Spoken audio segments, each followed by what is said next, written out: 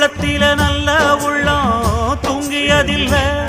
இத நானா சொன்னேன், நாடறிஞ்ச கவிஞன் எழுதினா. இன்ப துன்பம் ரெண்டும் நம்ம கையில இல்ல, இதில் யாராருக்கு என்னவென்று இறைவன் எழுதினா.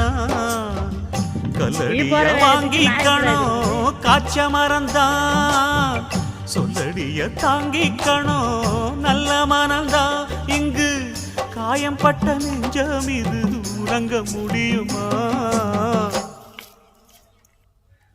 என்ன வேலை அது என்ன வேலை, மன நிம்மதிதான் இங்கு என்ன வேலை.